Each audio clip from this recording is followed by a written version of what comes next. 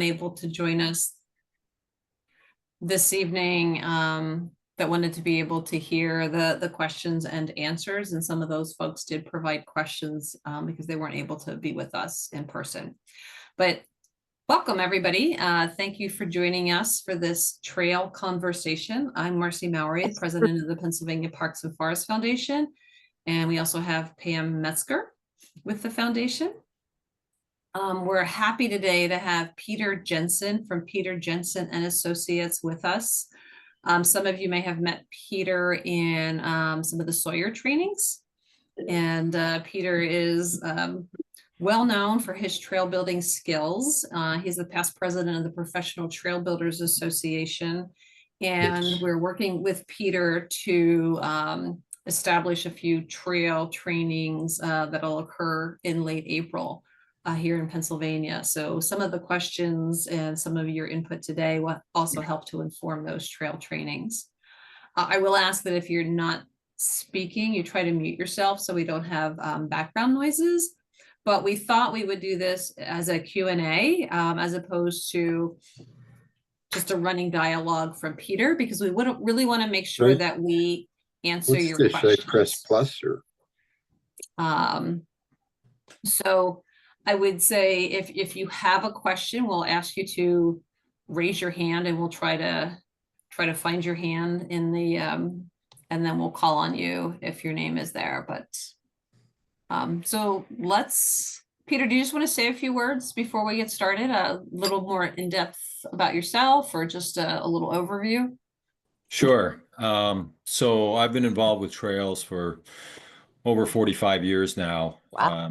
Had my start in the White Mountains in New Hampshire, and I've worked all over the Northeast. Well, more than just that, from North Carolina north and as far west as Niagara Falls on various types of trail projects. Most of what we focus on are pedestrian trails, and we also do a lot of all persons trails. That seems to be a very popular type of trail to build these days, especially for conservation organizations such as the Nature Conservancy, Audubon societies, and also even some, regional land trusts as well. So that's taken up a lot of our time over the last probably 10 to 15 years. And we just this past fall completed one up in the Adirondacks for the Wild Center.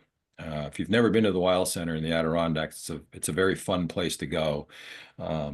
It's the Natural History Museum of the Adirondacks.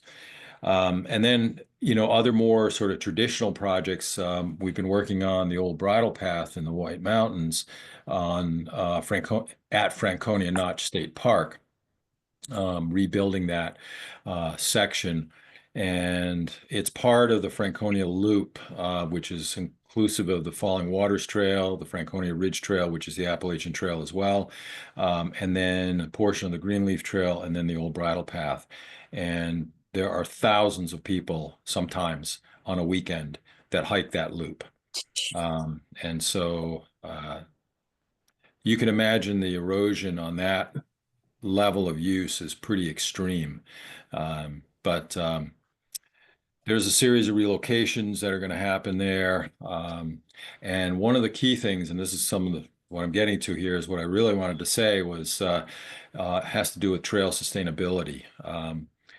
A lot of my responses will really focus on trail sustainability in that I want to provide you with the best solution that will minimize your long-term maintenance of your, particular areas of concern.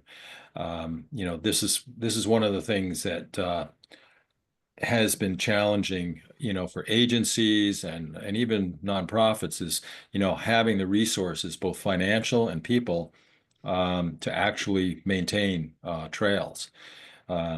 I don't know the number off the top of my head, but I know the U.S. Forest Service has just a tremendous backlog of work needed on national forest trails nationwide.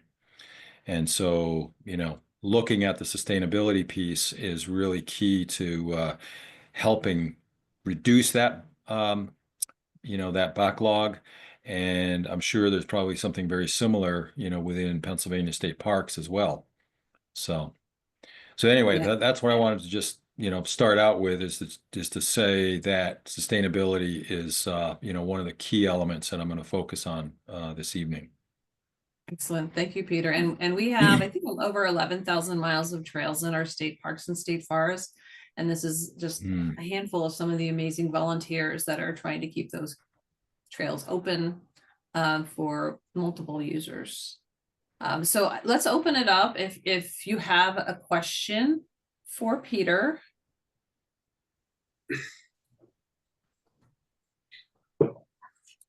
Looking for some hands. Well, Peter, I'll ask you a question, and this actually came from somebody, from Steve Bird earlier in the year. I believe this was your question, Steve, is what are some ideas or ways for improving traction on old and wooden structures like old boardwalks and puncheon? If you have a limited budget, can't replace it all, what do you do? How do you handle that? So is the idea here that there is, algae or moss growing on the deck boards of a bridge or a boardwalk? Is this Yeah, that's the issue that we're dealing okay? Right. Okay. So, taking a page out of what I've been to New Zealand a couple of times, and the Department of Conservation in New Zealand, they basically put a UV stabilized nylon mesh on all of their deck structures. And here in the U.S., we've actually done a couple where we've used like hardware cloth, maybe half-inch square hardware cloth that provides the traction.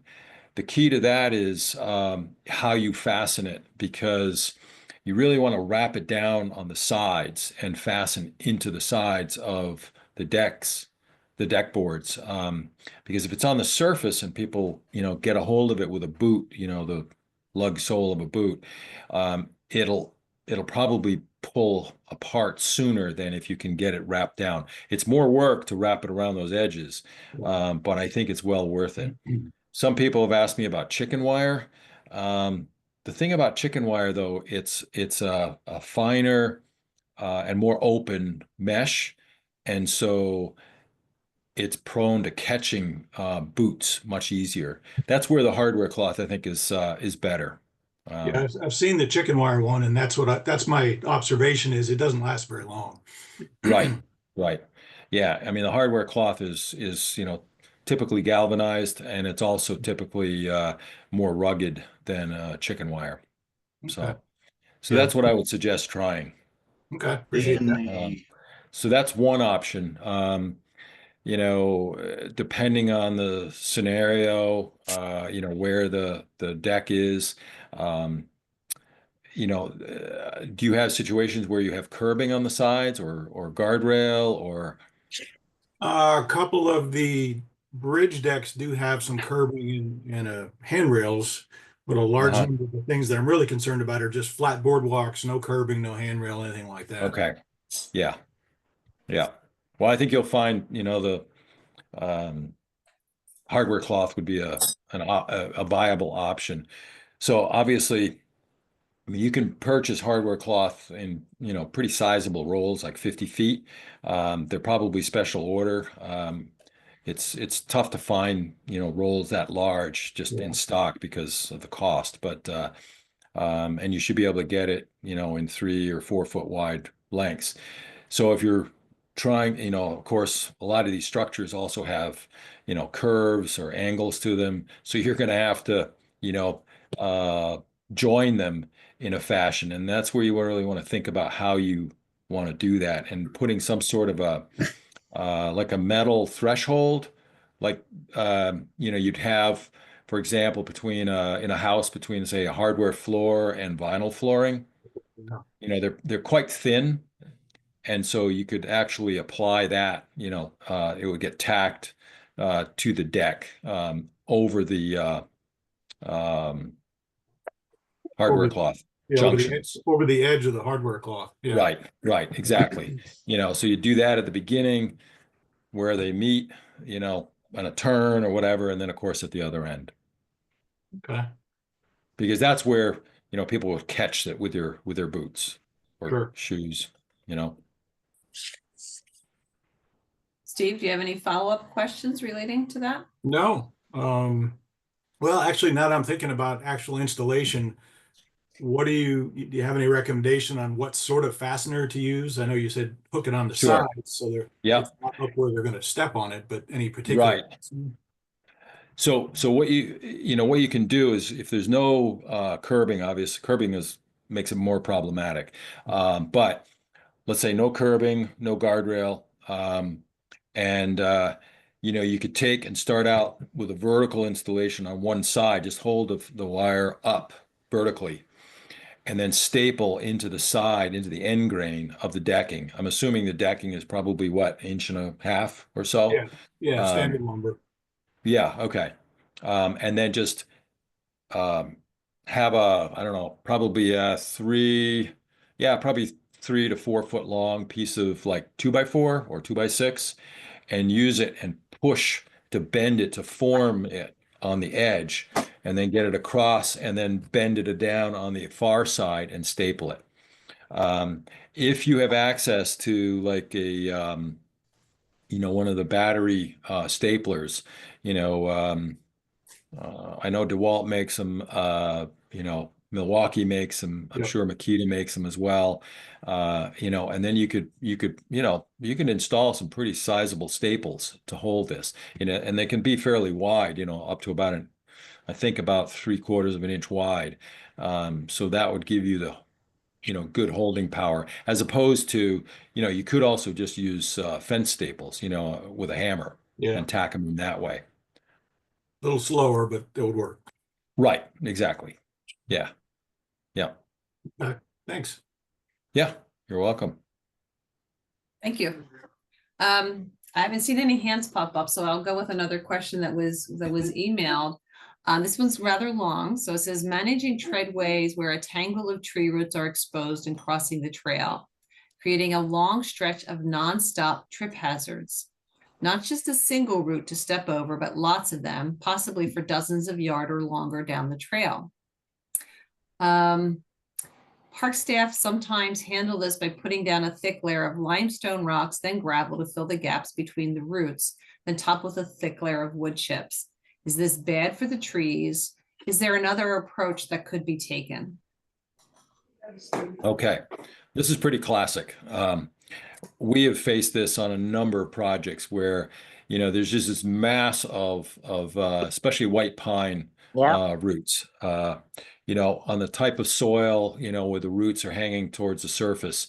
It's not good drainable soil, and so the roots are, at the surface. So the idea of putting down stone, and when I say stone, I'm thinking like 3/4 inch stone, just pure stone, um, and getting a layer of that down over. So as you mentioned in the question there, uh, to in between the roots, but I would also cover the roots, with maybe a couple of inches of that. I would not use wood chips. Um, Wood chips, they're going to decompose over time. And that also, if any of you are gardeners, what do you do to increase your moisture holding capacity of your soil? You add organic matter. And so what you're going to end up with is a wetter trail surface over time as those wood chips decompose. What would be better is that on top of that stone, and this is where it's also going to be better for the tree roots, is to put down a geotextile and then put, depending on what the type of trail is, whether it's processed gravel or, something that's going to bind together well. And we have done this in a number of scenarios where what we want to do is make sure that there's still air that can get to the tree roots. And by having the geotextile on top of the stone, now you have essentially like a sieve underneath that allows air and water to pass, either from one side of the trail to the other, or, just if it's flat, water's not going to pass from one side to the other necessarily, but it's more drainable. But there's also the aeration that can get to the tree roots. Otherwise, you can end up, smothering the roots, which is not going to be great for the trees. That makes sense. And it sounds almost like the French drain around my house. Yeah. It's very, yes, similar process. idea. Yes, similar Yeah. idea. That's right. That's right. Excellent. So there is some cost there, obviously. There's the fabric, and I would suggest not using like what's typically called landscape fabric that you would buy like at a garden center, because it's not as rugged as what you really should have. We use a 4-ounce non-woven geotextile for when we do these kinds of things. Anything, well, you could say 3 to 4-ounce non-woven geotextile. It's just more rugged than this type of landscape fabric you'd find at a garden center. You'd want to go to like an outfit that has, things like drainage products. A lot of times, the filter fabric that they use for septic systems, that could potentially work. But, again, I would focus on that 3 to 4-ounce type of non-woven fabric. Awesome, thank you.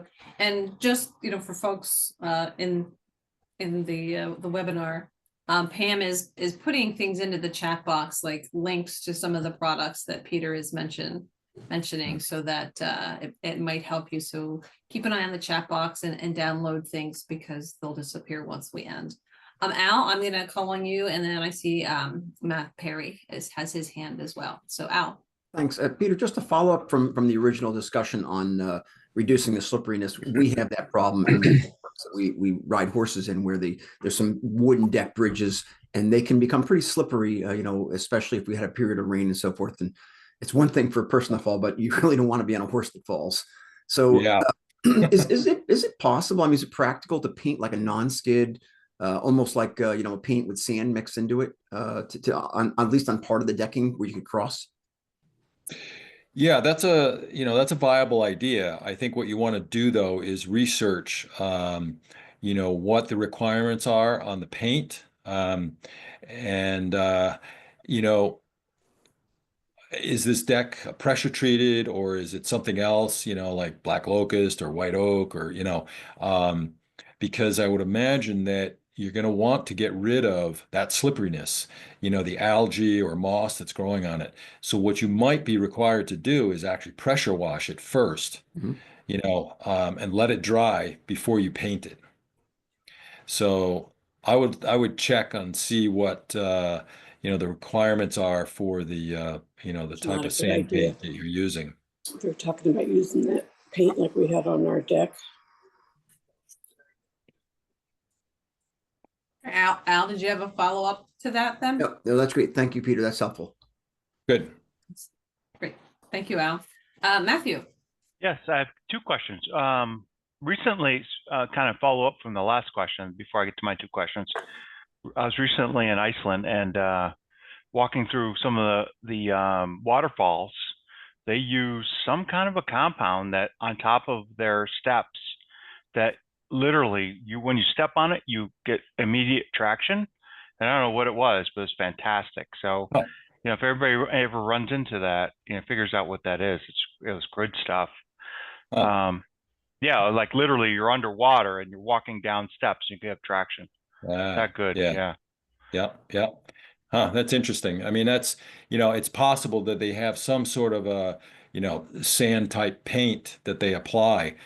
It wasn't because that you have also what you can buy at a typical hardware store or lumberyard, those adhesive strips that have grit on them. It wasn't like that, was it? It was more of a metal. It was metal mesh, but it was textured. So when you land on it with your feet, you didn't slide. It wasn't smooth at all. It was it was coarse enough to grab, for you to get traction. So it's good stuff. Huh, interesting. Yeah. Okay. So quick question for you. Two things really, you know, thinking about our trails here in PA. One is, you know, what is a good width of trails to encourage people? One of the things we have an issue here is a lot of ticks. People are concerned with ticks hiking on trails. You know, what is a good width to keep down the amount of ticks and have good footpath travel through? And the second thing is, we want to encourage more cyclists. So I work with a lot of veterans, and you know, guys like to get out and ride, and they like good trails. What do you find is the optimum without, you know, overdoing it as far as trails? Okay, so I think you know, we have to sort of look at the pedestrian versus you know, bike, and I'm assuming mountain bike. Yes. Yeah, okay. Um, so on pedestrian trails, you know, I think you need to look at the differences between sort of open areas versus wooded. Mhm. Um, and I heard a very interesting bit of information about ticks and invasive plant species, such as Japanese barberry. Right. But multiflora rose falls in the same category. You know, bush honeysuckle. You know, these thickets of invasives are really prime areas for ticks because their predators can't get in there. Hmm, interesting. And yeah, it was pretty interesting. And so you might want to try to, you know, search on the internet for some kind of studies about that.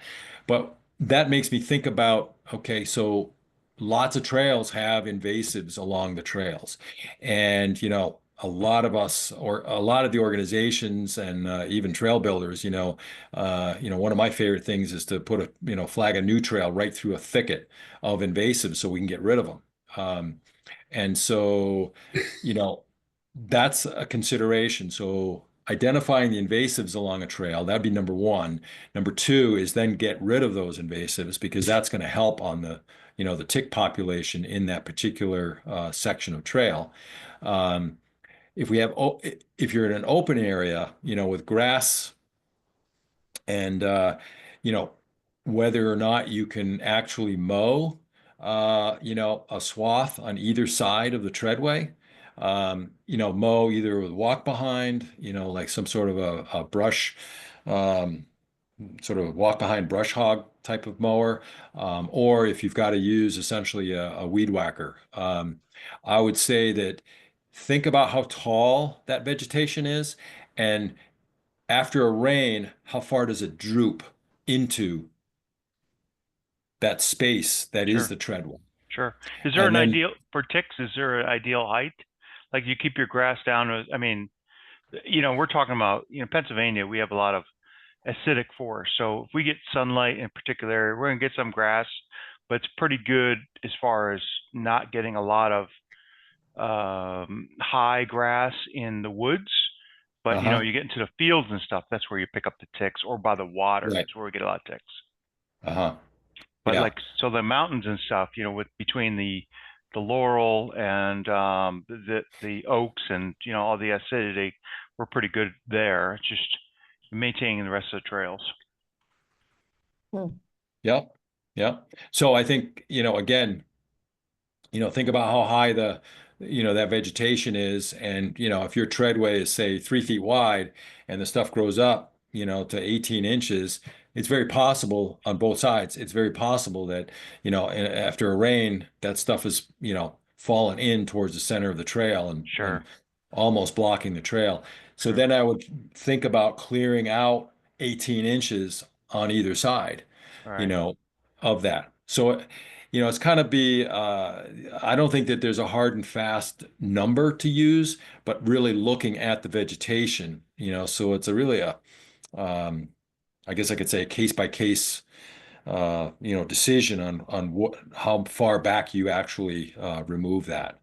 Yeah. Yeah. So for here in PA, it's the ticks and the mice and the, you know, and the rabbits. They're all bringing in and keeping a lot Right. of, you know, there's not much you can do about it, but, you know, cutting down, if we keep our trails to the right width, cutting down that vegetation, I think it'd be a smart move. Yeah. All Yeah. right. Thanks. I Yeah. appreciate that.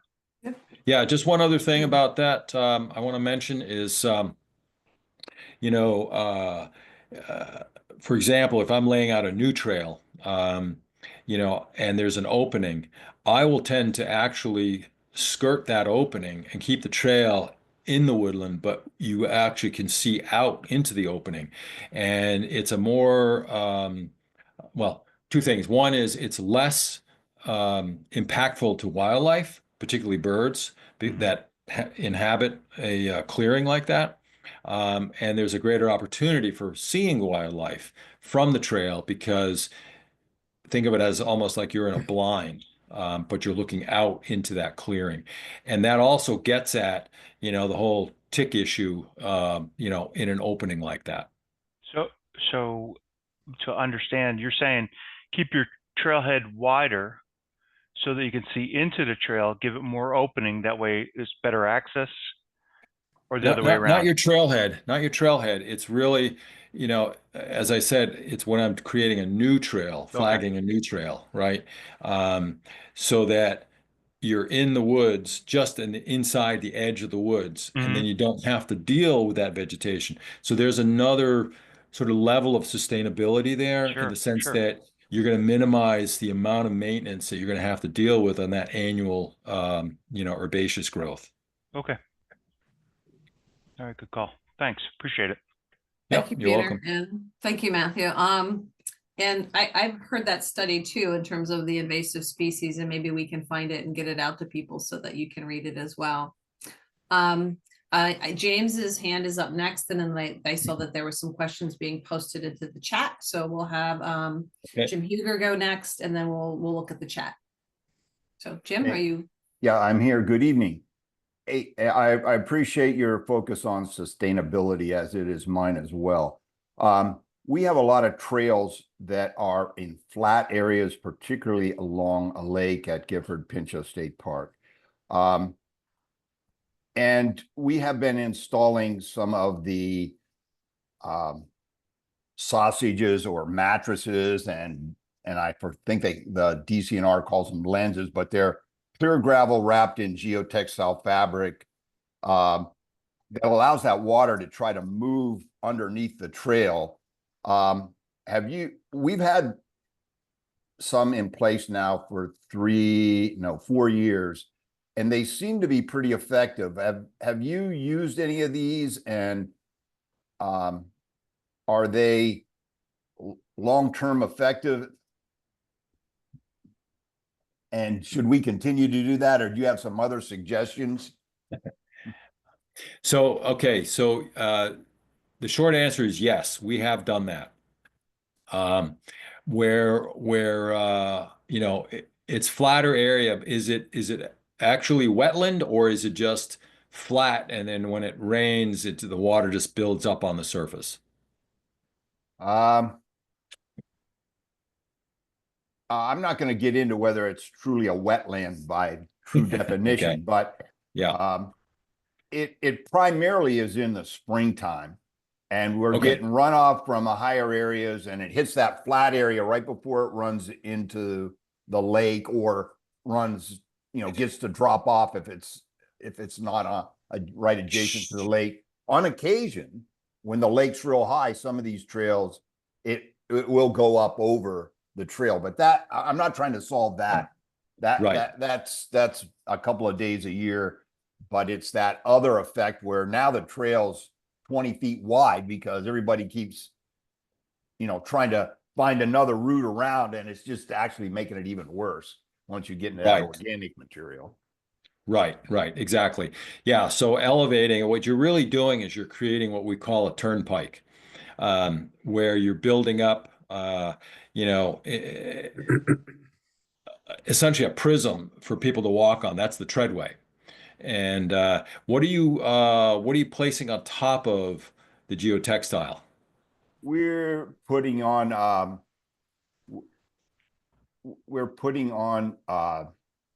the fine mix. It's not the actual state trail mix, because that's a little bit hard to get. So Okay. it's got the fines in it, and it's a well graded material. Right. Okay. And we're Yeah, putting that's that great. on either an 1.5 inch clear gravel, or even some cases some larger stuff, the riprap type stuff, if we got to build it Yeah. up a little more. Right. And then what are you doing on the sides? You know, I'm assuming you're laying the fabric out on the surface, and then you're putting the stone in, then you're wrapping, your burrito wrapping Yes. to create this. We And so what are you putting on the sides of the tread? We have a lot of the park was originally, most of it was farmland. So there's a lot of the cedar trees that have started dying off as the other trees mature. So we've typically been using the cedars, and if we got a lot of runoff, we're putting a 3-inch riprap to hold that. In some cases, we have put large stones along Okay. the edge. Yep. Yeah. So the key there, I think, is what you want to make sure you do is a couple things. One is you allow for that water to pass through whatever you're putting there. So things like riprap stone, water will work its way through that. Okay. Something like a log, that can become a bit of a barrier until the water gets to, the joint between logs. Um, the other thing that you want to make sure is that you cover the fabric. A lot of these geotextiles, they'll degrade with exposure to UV light. In other words, sunlight. Yeah. And that'd be unfortunate for that to start falling apart on you, because now you've got all this material, that you need to protect. So I think you're on the right track for sure, in terms of how you're doing this. Yeah, I'm really hoping that it's going to hold up, because as you're well aware, it's so much effort to move the material and volunteers. Yes. I hate to be promoting this stuff, and then my name gets turned to mud, if you will. So another question, sort of stepping back and looking at the big picture, in your particular scenario there, you've indicated that the trail is right close to the lake, or to a body of water. Would there be an opportunity to actually, in the sort of the worst locations, actually move the trail away from the lake I on tell the you higher what, ground? we've talked about that. I've had our DCNR region office out of Harrisburg up here a couple of times, and to move the trails requires a whole environmental impact statement. And in some cases, we'd have to move them so far away from the lake that it's not really very, it would deteriorate from the whole concept of a lakeside trail, and it almost put it up on another trail running parallel. So I would rather save those kind of efforts for where we need to put some switchbacks in that we can't really work, stuff that's going straight up the hill. Right. Yeah, you don't want to be doing that. Yeah, I mean, and that's a whole bigger picture for at least the park as I see it here, is that these things were never designed the way we would design them now. So that presents a major challenge for maintaining some sections of the trail. Right. So there's another consideration, if you can identify where you have perhaps more water cross flowing than other places, is to actually create a break in your turnpike and essentially bridge that, so that water can free flow, as opposed to having to seep through your lens, your drainage lens. I went out and started identifying some of the heavy flow areas to look at, not necessarily doing the entire, 300 yards of trail that you could do in the burrito thing. Right. But versus focusing on those areas like you mentioned, what's the best solution here? Right. Right. And then just build up the rest a little bit with a layer of geotextile and some gravel on the top. Right. So, Yep. Yep. okay. So a solution that some people have done is, very similar to what you're talking about, but they've also put like 4-inch pipe underneath the trail. And culverts are problematic on trails, especially those small diameters, because they're going to plug up. And, then you've essentially got a dam. And so that's where, what you're doing, with that drainage lens, and then perhaps breaking it up, with some bridge sections is really, I think the better solution. So I think, again, like I said, you're on the right track. Thank you. That's a great segue, Peter, into a question that popped up in the chat box. And Jim, thank you so much. Those were good questions. It says, our culverts are no longer large enough for heavy rainstorms. Is it okay to combine multiple culverts together, or should we use one larger diameter size? Yeah. Yeah. Yeah. If there's a way to avoid culverts altogether, it's kind of like what I was telling Jim in the last comment there, that if there's a way that you can actually take the culvert out and then bridge it so that you actually have an open area, you know, yeah, it's a structure. And yeah, you'll probably have to replace that structure at some point in the future. But given the severity of, some of our rain events, it might be the most practical solution, because then you don't have to worry about, a culvert plugging. If you're near a pond or, an area that perhaps has beavers, you know, there's no question beavers love plugging culverts, and damming up, upstream of that culvert. And that just becomes a major headache, having to continuously pull that out. And so bridging it gives you a more opportunity to have a, more free-flowing area when it floods. So that's what I would suggest. You know, if you have a stream crossing and you're trying to do, if you have to keep a certain grade, which might force you into, multiple culverts, because a bigger one would change the grades beyond where you need to be.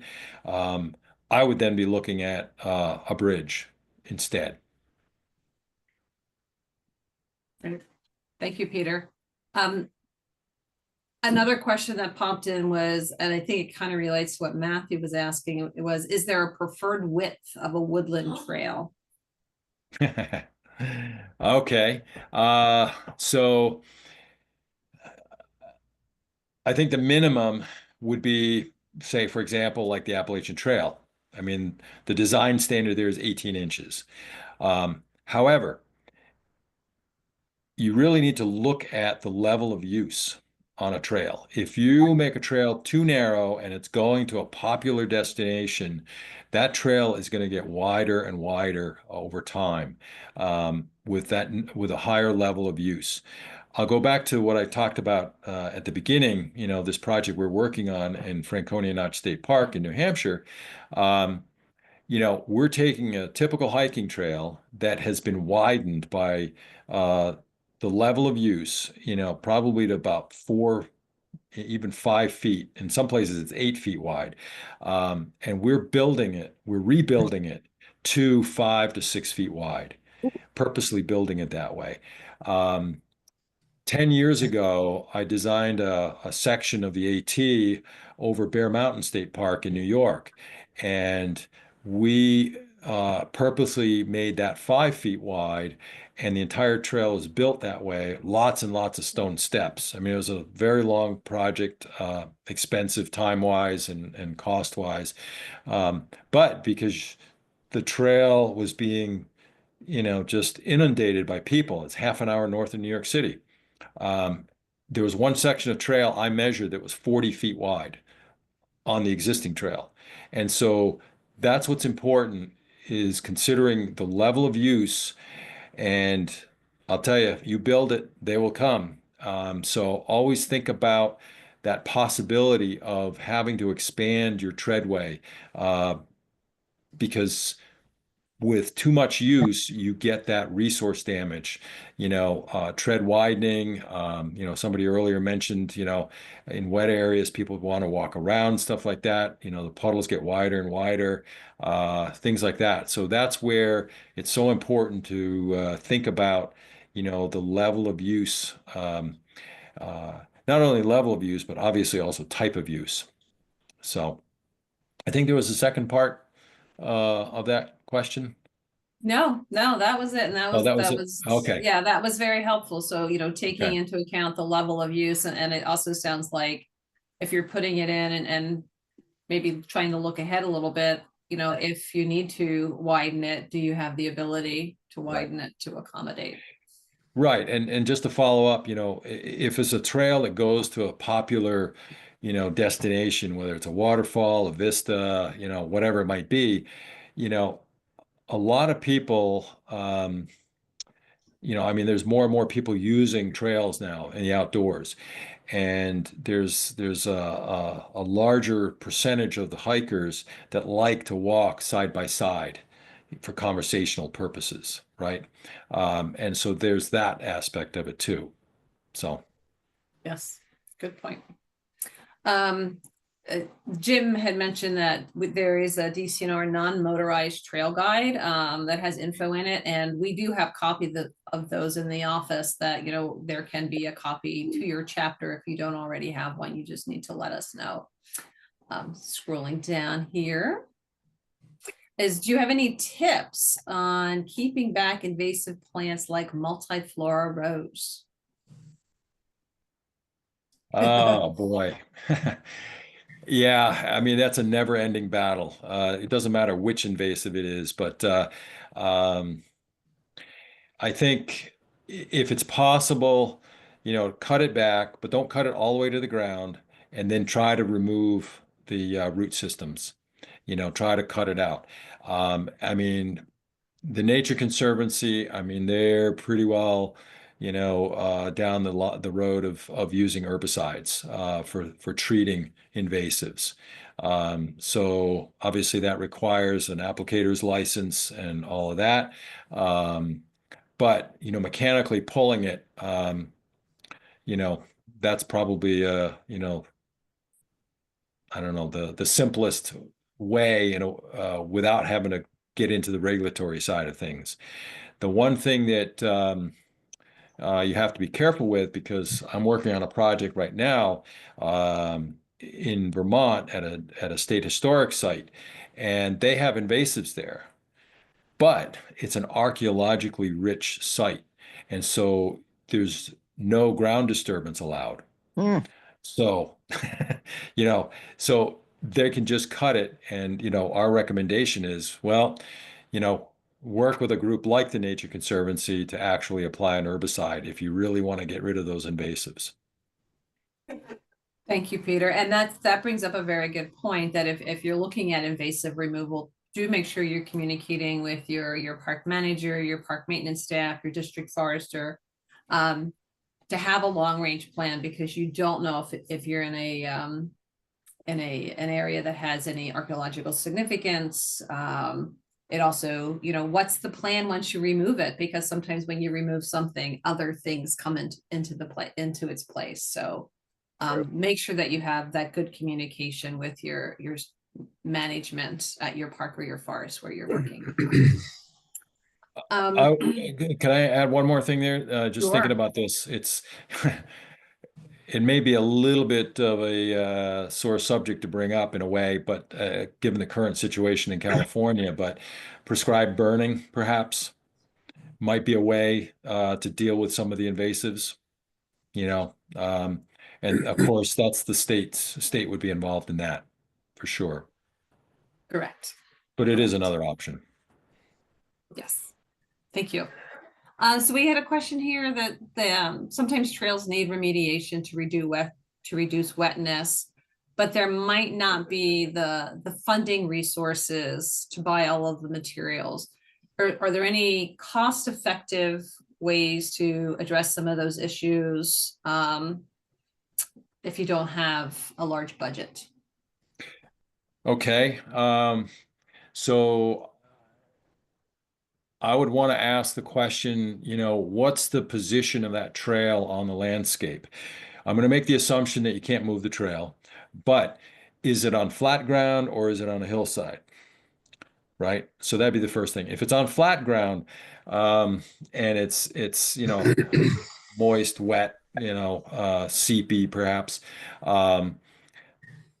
there's a labor-intensive approach to that, and it's called ditch and fill.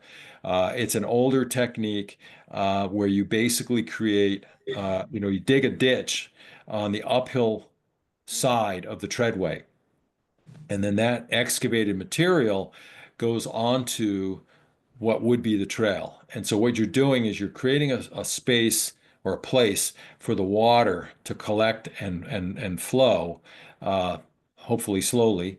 And you're at the same time building up with that excavated material. And again, hopefully that material is decent and not, just pure clay, because then that's going to make for a really messy situation every time it rains on that treadway. So that's an option, on that flatter ground to create that opportunity for giving the water a place to be.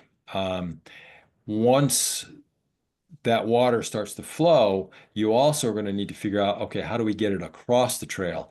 And that's where what you do is you ditch across the trail, and then you could use step stones.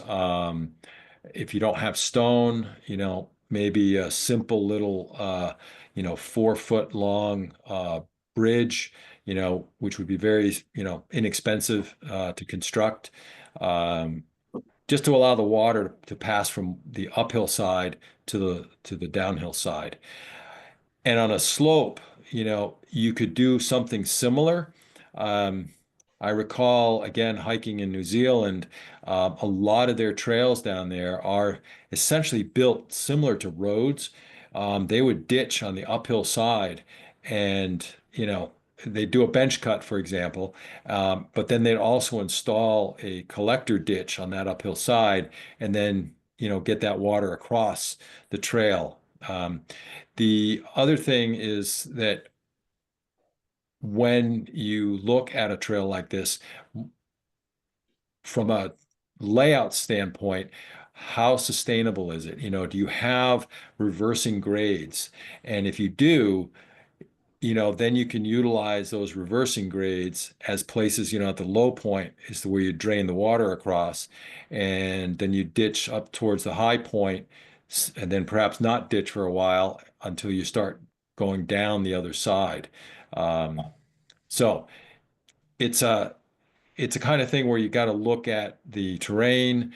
You want to think about the soil types you've got, and also sort of the surrounding hydrology in terms of where you're going to drain water to. Great. Thank you, Peter. Hopefully that wasn't too convoluted.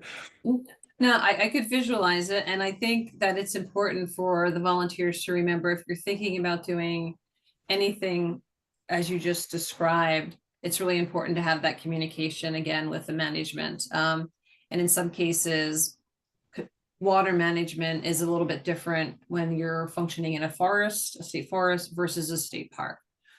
So make sure you're having conversations. Don't just go out and do it and then ask for forgiveness. Work in conjunction with the management. There were several very specific questions to Pennsylvania's bridge standards, which I don't think we'll get into, but it is something that we can ask Parks and Forestry to have a conversation at another time, since those standards are very specific to Pennsylvania, and we're not going to ask Peter to memorize every state's and location's bridge specs. But there was another question relating to electric chainsaws. And Peter, have you seen any policies on electric chainsaws across agencies? or I guess one of the big questions is, have there been a chap that is now has the standardized for electric chainsaws, more battery operated, because most of our volunteers aren't going out with a corded electric chainsaw. Right, because that gets to be a very long extension cord. Exactly. Yeah, so I can tell you about what the essential policy is on the Appalachian Trail.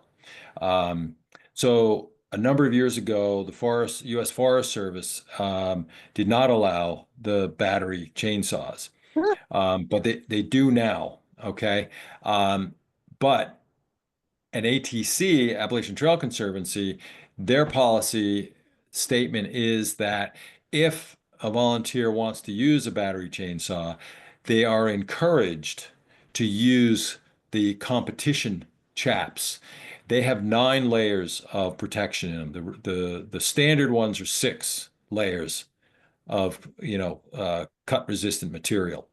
And the whole reason is that, battery chainsaws they have much higher torque because it's an electric motor. However, I have just recently heard that one of the manufacturers has worked on putting a clutch into a battery chainsaw.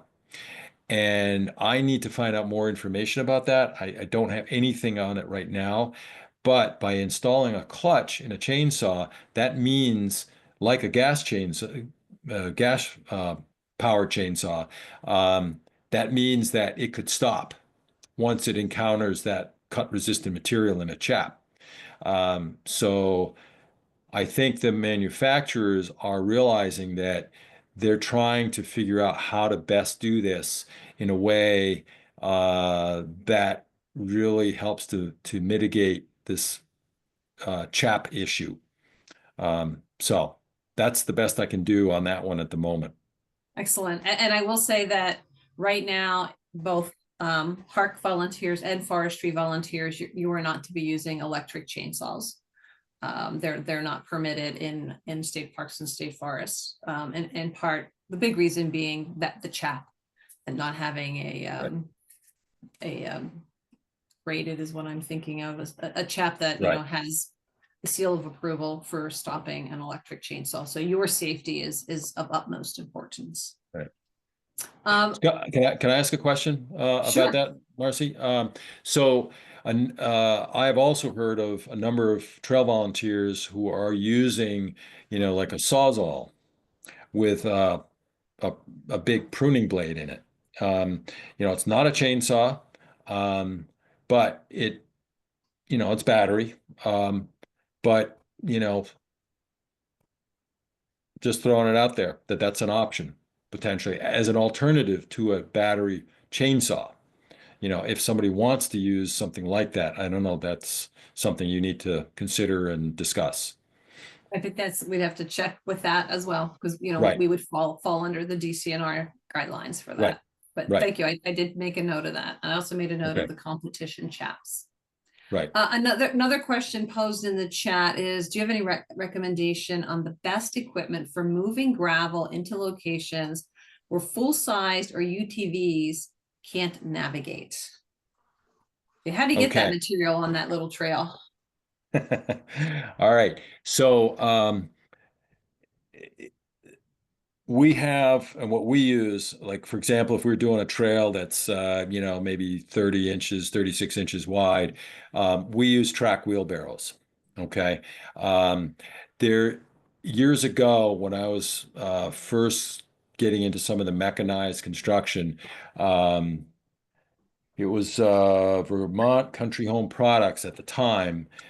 They sold a power wheelbarrow, okay, and had like 2 like garden tractor sized tires on the front and a single tire in the back. And I remember on the first job that we did, we moved 42,000 pounds of gravel with this little wheelbarrow. It would hold, like, I can't remember, it was either 600 and I think it's 600 pounds was the capacity at a time. So you can imagine how many trips that turned into. But Canicom, you should check out Canicom, which is a Japanese company. They make a variety of tracked wheelbarrows. Some of them are ride-on, but they're wider. What you really want to look at are the walk-behind ones. There are also concrete buggies that could be rented. Sometimes they don't use concrete pump trucks on construction sites, but these concrete buggies, they'll pour into that and then they'll use the buggy to get around. They're perhaps a little bit wider than what you might want, but there's various ones out there. And every so often there are others that pop up. But Canicom, I think, is really the best one to look at. If you go to, I think it's canicomusa.com or something like that, or just Google Canicom, you'll find those types of track wheelbarrows. Pam already put Like it you in the said. chat box. So Okay. there is a link in the chat box for Yeah. you to chase. Yeah. Yeah, and I don't, it's probably very difficult to find those as rental, at a rental agency. I know I have rented mine out to various groups in the past, but a Canicom, I mean, you could think about it, organizationally, if you had a few of those, you could probably get an RTP grant to purchase some of those, that would then be, scattered around the state, so that's an option. Excellent. Yeah, we will definitely look into that. So keep that link Yeah. for us too there, Pam. Excellent. Thank you. A question that had come in prior to tonight, and I know we're almost at the end of our time, related to leaf litter. What factors are involved in determining whether or not to remove leaf litter from established trails? Wow. Okay. Huh. So I have to ask, what's the definition of an established trail? Are we talking about one that is actually built, or one that I guess mountain bikers would call rake and ride? It's basically flagged, cut, and opened, and the hikers have sort of worn it in. Because an actually constructed treadway, I don't think there's really an issue about leaving the leaf litter on the trail. You know, one that has been walked in, especially if it's on a side hill and you're in an area with lots of oaks, in the fall, that's going to be pretty slippery. So I think that's going to be an individual call from one place to another. I get this question a fair bit for people that actually have all persons trails. They're wheelchair accessible. Do we need to get rid of the leaves? And the answer is yeah, especially if they're oaks, they're pretty slippery. There's no guarantee for slip resistance on a trail. That's not required as part of the trail accessibility guidelines. So I think that it's an individual call, to be honest. I mean, one of the things that I will comment about leaf litter is that if you do decide to remove it, get it off the trail on the downhill side. Don't just pile it on the edge of the trail, because that is just going to mound up and it's going to create entrenchment. Storm water will start to flow down the trail if it isn't already. So. Excellent. Thank you very much. We are at 7 o'clock. I know that there's probably many more questions we can pose to you, but we will hold off for now. As you can see, Peter has a lot of knowledge. Really looking forward to working with him to bring you trail trainings at the end of April. And, we'll be discussing next week the exact dates for those and the locations. But if there's anything in particular that we didn't discuss tonight that you would really like to see in a trail training, I would ask you to shoot me an email, and Pam will pop my email into the chat box with some of the needs that you see you or your group has when it comes to trail maintenance and trail development, so that we can make sure that we're developing something that is very specific to your needs. And I want to thank Peter for being here with us and sharing your knowledge. I want to thank all of you for taking an hour out of your evening. I know that time is very valuable, and we appreciate all that you do as volunteers. So thank you for being with us for this learning session.